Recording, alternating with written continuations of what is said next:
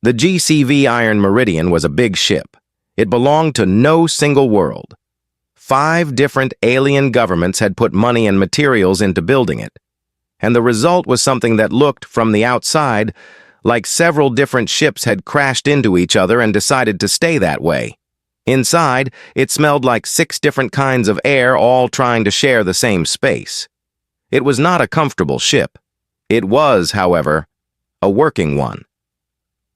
Lieutenant Commander Cal Harmon had been on board for 3 weeks. He had a small room near the engine section, a locker that did not close all the way, and a coffee machine he had brought from Earth that the rest of the crew regarded with deep suspicion. He was 34 years old, medium height, and had the kind of face that did not give much away. He was the lowest-ranking officer in the command group, which suited him fine. He had not joined the Joint Exploration Corps to make speeches. The crew was mixed in a way that still took some getting used to. There were humans, yes, 4 of them total.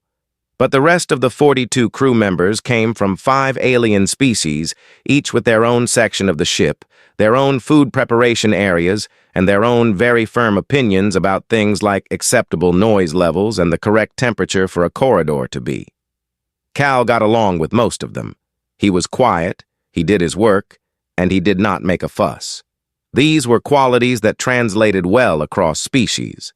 Veth was the ship's science officer. He was Kwarathi, tall and thin, with long fingers that moved constantly when he was thinking, and like he was typing on a keyboard only he could see. Veth had 3 advanced degrees and had served on 6 joint vessels before this one. He was, by any measure, a composed and rational being. He had begun keeping a private log about Cal Harmon on day 4 of the mission, which was earlier than he had ever started a private log about anyone. The first entry was brief. It read, "The human officer Cal Harmon moved a jammed pressure door this morning during the emergency drill. The door is rated at 412 kilograms. He used his shoulder. He did not appear to strain. I have noted this and will continue to observe." The door in question was on Corridor 7, near the portside cargo bays. It jammed during the drill because a seal had worn down and the hydraulic assist was not engaging. The standard procedure in that situation, was to radio maintenance and wait.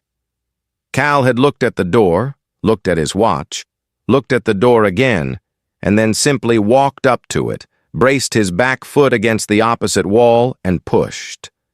The door had ground open with a sound like a complaint. Cal had walked through it and continued the drill. Oren had been standing 6 meters away when it happened. Oren was Delani, shorter than most of the crew, with wide eyes that caught light in an unusual way and a nervous system that was wired, from birth, to feel the emotional states of beings nearby. It was called empathic sense among the Delani, and it was generally considered a gift. Standing near humans, Oren had decided, was the exception to that rule. Humans felt strange to Oren. Not bad, exactly, just strange. Their emotional output was dense and layered in ways that Delani neurology was not fully built to sort through. It was like trying to read a sign that had been printed in 4 languages on top of each other. But Cal was stranger than most. What Oren felt from Cal at any given moment was a low, steady kind of calm that sat underneath everything else like a stone at the bottom of a river. It did not move. It did not spike or dip. It was simply there. When Cal pushed the door, Oren felt something shift in that calm. Not fear. Not effort, exactly. It was the brief flicker of a mind focusing on a task. The same sensation Oren might feel from someone reaching for a cup on a high shelf. And then it was gone, and Cal was walking away, and the door was open. Oren found Veth in the science bay afterward and asked what had just happened. The Veth explained human musculature and bone density in careful, technical terms. Oren listened to all of it and then said, but he did not look like he was trying. Veth paused his typing. He said, "No." He did not. Oren went back to the navigation deck and sat quietly for a while. Colonel Ada Price checked in via long-range comm that evening. She was the fleet commander overseeing the mission from a station in high orbit, and she had known Cal Harmon for 6 years. She had the kind of voice that made you feel like she already knew what you were going to say and had already decided whether it was worth her time. She asked Cal how the crew was getting along. Cal said they seemed a little quiet around him, but he figured they were still settling in. Ada said she was sure that was it. She had been reading Veth's filed mission reports, which were detailed, professional, and contained between the lines a level of unease that she found quietly hilarious. She did not share this with Cal. Cal would not have understood what was funny about it. Dinner in the common area that evening was the usual exercise in careful coexistence. The food preparation systems were set up in separate sections, but the tables were shared, because that had been written into the mission charter as a requirement for crew cohesion. Sectra sat across from Cal. She was Vareth, the ship's medical officer, older than she looked, precise in everything she did, and deeply proud of Vareth medicine, which was considered the best in the known systems. She asked Cal, in a friendly and professional tone, if he would be willing to provide some baseline medical information. She framed it as routine. Cal said sure and answered her questions. When she asked about his pain threshold, he thought about it and said it was pretty high, he supposed. She asked him to be more specific. He told her about a time he had finished a 12-hour search and rescue shift with a hairline fracture in his left hand because there had not been a good moment to stop. Sectra wrote something in her tablet. Then she closed the tablet. Then she looked at the wall. She told herself it was an outlier. It had to be an outlier. She made a note to review human pain biology when she had time and moved on to asking about his diet. Later that night, Veth made his second log entry. It was longer than the first. It covered the door incident, Oren's observations, and the dinner conversation Sectra had mentioned to him in passing. The last line of the entry read, "I do not yet have a framework for what I am observing. I am choosing to gather more data before drawing conclusions. I have also, for reasons I cannot fully articulate, decided to sleep with the interior light on tonight. This is not something I normally do. I am noting it here without comment. The survey shuttle was called the Drift, which someone on the original design team had thought was a good name. It held 8 people, had a top speed that was not impressive, and was built for careful low-altitude work above planetary bodies that were not worth sending a full ship to look at. Moon L7 was that kind of place. Rocky, cold, with a thin atmosphere that was technically breathable if you did not mind it feeling like drinking through a damp cloth. The Iron Meridian had put it on the schedule as a 2-day sweep. Nothing about it should have been difficult. Cal was at the controls when the gravitational shear hit. It came from a fault in the moon's crust, a stress line that had been building for a long time and chose that particular morning to release a pulse of distortion through the local gravity field. The instruments registered it about 3 seconds before it reached the shuttle. 3 seconds is not very long. The alien crew members in the back of the shuttle had time to grab their harnesses. Oren made a sound that was not quite a word. Pei, a young Delani crew member on his first deep survey assignment, went completely rigid with fear. Veth closed his eyes, which was the Quarithy way of bracing for impact. Sectra gripped the medical kit bolted to the wall beside her seat and held on. Cal said very quietly, "Okay," and started working the controls. The shear hit the shuttle like a hand slapping a paper boat. The port side thruster went out. The stabilizers lost sync. The nose came down and the shuttle began to fall toward L7 faster than it should have. Cal did not raise his voice.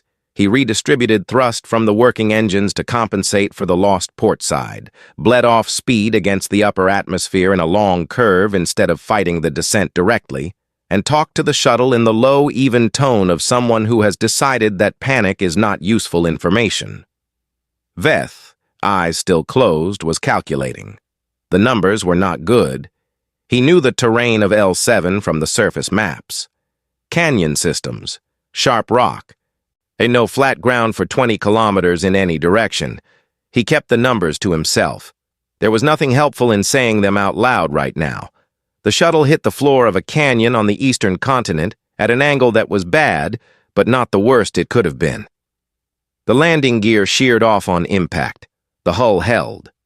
3 of the interior lights went out. Something in the rear of the shuttle made a sound like a large bell being struck, and then went quiet. The shuttle skidded across rock for about 40 meters and stopped against the canyon wall. For a moment, no one moved. Cal unstrapped himself, stood up, and said, "Sound off." They went around the cabin. 6 of the 8 were unhurt beyond bruises. Oren had hit the side panel and cracked something in his upper arm. He reported this in a tight, pained voice. HFY had taken the worst of it, folded forward against his harness on impact, and was breathing in a shallow, careful way that suggested internal bruising. Cal told them both to stay still and started moving through the shuttle. Sectra had her kit open before anyone asked her to. She made her way to Pi first because Cal had already told her Pi was worse, which she confirmed within 30 seconds. Internal bruising, possibly a cracked lower rib segment. Not immediately dangerous if Pei stayed calm and still. She stabilized him with what she had and moved to Oren. Cal, meanwhile, was checking the hull. He opened the external access panels one by one, looked at what he found, and closed them again without saying much. Veth came to stand beside him and asked quietly what the damage was. Cal said the comm array was gone. The antenna housing had taken the impact against the wall, and there was nothing left of it worth mentioning. The port engine was also gone. The starboard engine was intact, but the fuel line was cracked and leaking, so it was not safe to fire. Veth asked about the emergency beacon. Cal said it was damaged but maybe fixable given time and the right materials. He said it the way someone might say a car's tire was flat, like it was a problem, not a catastrophe. Veth did the math. Without communication, the Iron Meridian would not know they had gone down until they missed their scheduled check-in, which was in 9 hours. A search would take time after that. They had rations for 2 days if they were careful. Water recycling from the shuttle's system would last longer.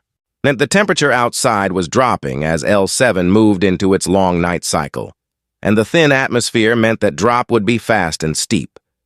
He told Cal the survival probability he had calculated. He did not round it up to make it more comfortable. It was 41%. Cal listened to the whole number. He nodded once. Then he said he was going to start pulling useful materials from the crash debris before the light got worse. He asked Veth to inventory the rations and medical supplies. He asked Sectra to keep P comfortable and to let him know if anything changed. He picked up a piece of torn hull plating that weighed considerably more than it looked and walked toward the canyon wall. Veth stood in the hatch of the damaged shuttle and watched him go. The Kwarathi response to a 41% survival probability was to arrange one's affairs and make peace with the relevant outcomes. It was considered the rational approach, a recognition of what the numbers meant. Cal had heard the same number and was currently dragging wreckage across a rocky canyon floor to build a windbreak before the temperature fell. Veth went to do the inventory. He did not know what else to do. By the time the light on L7 had faded to a dark orange and then to nothing, Cal had built a shelter against the canyon wall using 3 hull panels, a section of thermal lining from the shuttle interior, and several large rocks he had moved from a pile 40 meters away. The injured were inside it. The others were inside it. Cal was sitting at the entrance with his back against the panel, watching the dark. Oren, drifting in and out of a pained half-sleep, looked at him and asked if he was afraid. Cal was quiet for a moment. Then he said, "A little, yeah." He paused. Then he said he would handle it. He said it without drama, like it was a simple fact, like saying it was cold outside and he had a coat. Oren closed his eyes and tried to find something in that steadiness to hold on to. The night on L7 lasted 19 hours. Cal Harmon did not sleep through any of them. He did not announce this. He did not explain it. He simply did not lie down, and when Veth woke from a shallow, uncomfortable rest at what his internal clock told him was roughly hour 5, Cal was sitting exactly where he had been, at the entrance of the improvised shelter, facing the canyon, watching nothing in particular, with the patient attention of someone who had decided that watching was his job right now. Veth sat up and looked at him for a long moment. Then he opened his private log and wrote, "The human has not slept. I do not know if this is a choice or a biological capability I was not aware of. I am going to find out, but not right now." At hour 4, before Veth woke, Cal had noticed a problem with the shelter. One of the hull panels he had used for the windward wall was not seated correctly against the rock. There was a gap at the lower corner where the cold air was getting through. The bonding compound he had used was a fast set type from the shuttle's emergency repair kit, and it had not cured properly in the low temperature. The panel was shifting slightly every time the canyon wind pushed against it. Cal had pressed the panel back into its correct position with both hands and held it there. The wind pushed back. He pushed harder. He held the panel flush against the rock for 11 minutes until the compound set properly in the compressed position. His hands were very cold by the end of it.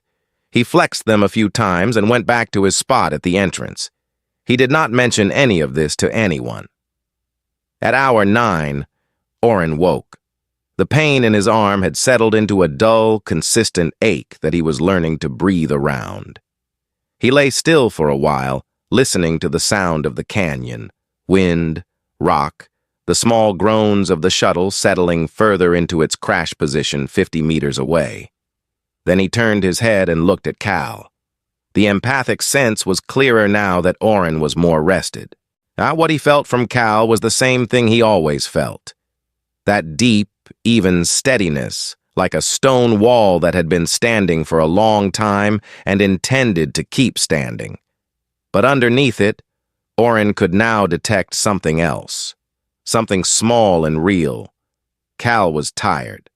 Not dangerously, not desperately, but genuinely tired in the way that any living thing gets tired when it pushes against its limits for long enough. He was tired, and he was sitting there anyway, doing his watch because someone had to. Oren had thought, before this mission, that he understood humans reasonably well. He had read the standard briefings. He knew about their short lifespans and their high metabolisms and their strange habit of forming deep attachments to other species relatively quickly. But the briefings had not covered this, and they had not explained what it looked like up close. A person, plainly tired and plainly afraid, who simply did not stop. Not because they were pretending not to be tired, not because they were performing bravery for an audience, just because stopping was not something they were going to do. It was, Oren thought, the loneliest kind of strength he had ever seen, and also somehow the most honest. At hour 14, Sectra asked Cal to sit still for 5 minutes so she could check him over. She framed it as routine. Cal sat. She worked through her examination with her usual efficiency and found the ribs within the first 2 minutes. 2 of them, cracked on the left side, the kind of injury that happened when a body took a hard impact against a restraint harness at the wrong angle. The kind that made breathing uncomfortable and movement worse than that. She asked him in a very careful voice when this had happened. Cal said during the crash, he thought. She asked why he had not reported it. He said it was not slowing him down. Sectra looked at him for a long moment. She said, "It should be." He said, "Probably." And then he asked if she needed anything else from him, or if he could get back to the beacon. She let him go. She sat on the floor of the shelter for a while after that, thinking. Then she opened her medical log and wrote something that took her a long time to get the words right for. The final version read, "The human has been operating with 2 cracked ribs since the crash. He is aware of the injury. He does not appear to be managing it so much as he is simply including it in his picture of the situation and proceeding. I was trained in Vorith medicine, which is considered comprehensive across 47 recognized species. I do not have a satisfactory clinical framework for what I am observing. I am noting this and will consult the full literature when I have access to it. At hour 22, Cal had been working on the emergency beacon for most of the day. The comm array was gone, but the beacon itself, a short-range distress transmitter, had survived the crash in its housing. The problem was the housing. The casing had cracked and the power coupling had sheared at the base. Without the coupling, the beacon could not draw from the shuttle's backup battery, which was the only power source they had left. Cal had been looking at the problem from different angles for hours. He had taken apart 2 sections of the shuttle's internal lighting system and used the wiring to build a bypass around the sheared coupling. It was not clean work. It was the kind of thing that would make an engineer with proper tools and proper time wince a little. But the canyon was getting dark again, the second night coming in faster than the first, and Cal had figured out that clean was not the current standard. Working was the standard. Veth came to stand beside him while he was finishing the bypass. He had been watching Cal for the better part of an hour without saying anything. Then he said, "Cal." Cal looked up. Veth said, "I want to ask you something." Cal said, "Go ahead." Veth said, "Do you understand what you have done since the crash?" He listed it carefully. The door on the ship, back when this had all started, then the crash landing, the shelter, the ribs, the beacon work, the watch through the night, all of it. He laid it out in the same precise way he wrote his log entries, detail by detail. Cal listened to the whole list. He was quiet for a moment. Then he said, "I just did what needed doing." He paused. He said, "Most people would have." He meant it completely. There was no false modesty in it. He genuinely believed it was true. Veth did not respond. He turned and walked back to the shelter and sat down heavily against the wall. He stayed there for a long time. He was trying to find the right words for his log entry and could not. What he wanted to write was something like, "He does not know." He genuinely does not know. But that felt too simple for what he had just heard, and too small for the weight of it. He wrote it anyway, because sometimes the simple thing is the true thing. In high orbit, Colonel Ada Price had been awake for 6 hours running the search coordination. She knew the shuttle was down. They had lost the signal and missed the check-in, and the math was not complicated after that. She had 2 rescue shuttles being prepped and a search grid being calculated, and she was doing all of it with the focused, unhurried energy of someone who has been in difficult situations before and has opinions about the most efficient way out of them. She was not panicking. She was also not sleeping. In this, without knowing it, she and Cal Harmon were very much the same. 6 months after the crash on L7, the Council of Aligned Worlds held a session that was not on the original quarterly schedule. The request for the session had come from 5 separate member governments in the span of 4 days, which was the kind of thing that did not happen often. The item on the agenda had a long official title. In the common shorthand that spread through the diplomatic channels afterward, it was simply called the human question. The chamber was full. The council met in a station above neutral space, a wide circular room with tiered seating that curved around a central presentation floor. The delegations from 14 species filled the seats in their usual configurations. The human delegation sat in the 4th tier on the left side. There were 6 of them. They had read the agenda and had various levels of understanding about why they were there, it ranging from mild confusion to the particular expression of someone who suspects a joke is being made at their expense but cannot find the punchline yet. Veth stood on the presentation floor.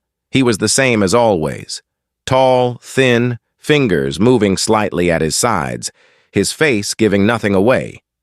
He had prepared the presentation for 3 weeks. He had rewritten the conclusion 4 times. He had shown it to no one before today, because he was not sure how to explain to someone who already knew humans what it was that he had seen. He began with the data. He always began with the data. He put up the comparative figures first. Physical parameters across known species, pain tolerance ranges, recovery speeds, endurance benchmarks under various conditions. The human data sat at the far end of almost every measure, and often by a margin that required the chart to be rescaled to fit. He did not editorialize. He let the numbers sit there and be looked at. Then he showed the L7 incident documentation, the crash telemetry, the surface temperature logs, the timeline, the field notes that he and Sectra had submitted from the canyon floor. He showed Cal Harmon's medical report with the relevant findings highlighted, the ribs, the bruising, the laceration, the 31 hours. He showed the beacon repair diagram that Cal had eventually written up, which used components that were not designed for that purpose and worked anyway. The chamber was very quiet by this point. Veth had been watching the delegations while he presented. The older species, the ones who had been in the council for 1,000 years or more, were the ones he watched most carefully. And they were the hardest to read, but he could see, in the small adjustments of posture and the particular kind of stillness that fell over a being when it was doing serious thinking, that they understood what they were looking at. A delegate from the Vorith Elder Council asked the first question. She was old, even by Vorith standards, and she spoke in the careful way of someone who had learned to say exactly what she meant. She asked, "Were they afraid?" She meant the humans on L7. She meant Cal Harmon. Veth said yes. He said the human had stated directly that he was afraid. He said it clearly and without hesitation, because it was true and it was important. He said he was afraid. He said so when asked, and then he did everything anyway, and he told me that most humans would have done the same. And the chamber was silent for a long time after that. Veth waited. He was good at waiting. The debate that followed was not like the usual council debates, which tended toward the procedural and the positional. Who wanted what the trade-offs were, who would agree to what in exchange for what else. This one was quieter. It moved more slowly. It had the feeling of a conversation that people were having not because they wanted to win something, but because they were genuinely trying to understand something that had surprised them. A delegate from one of the oldest member species, beings who had been traveling between stars for 3,000 years before humans had invented the wheel, said, "We have always known they were physical creatures. We knew their strength. We did not understand that they do not know it themselves. That is a different thing entirely." Another delegate said, "It is not the strength that concerns me. It is the floor. Every species has limits that can be measured. We cannot find theirs." A third said more quietly, "They have been in space for 100 years. What will they be in 1,000? The human delegation listened to the translation feeds and looked at each other. One of them, a diplomat named Grace Fuller, who had 20 years of council experience and very good instincts, leaned over to her colleague and said under her breath, "They are scared of us." Her colleague said, "Why?" Grace said, "Because of what we just saw in that canyon." Her colleague thought about it and said, "But that was just one person doing what had to be done." Grace nodded slowly. She said, "Yes, that is exactly it."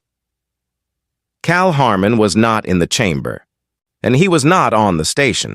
He was 3 systems away on the GCV Iron Meridian, now assigned a new joint survey route with a fresh crew that included species he had not worked with before. They were polite. They were also, he had noticed, a little tense around him. He was not sure why. He figured they were still getting used to each other. He brought a pot of coffee to the common area at the start of the evening shift and asked if anyone wanted to play cards.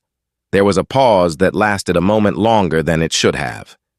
Then one of the new crew members, a being called Ven Sol, 4-armed and ancient by human standards, from a civilization that had been navigating deep space before Earth had complex life, said yes. It seemed less frightening than saying no. Ven Sol did not know the card game. Cal taught it patiently. With the low, steady calm that he always had, the kind that Ven Sol's people would have recognized if they had the words for it, as the quality of a river that is very deep and moving faster than it looks.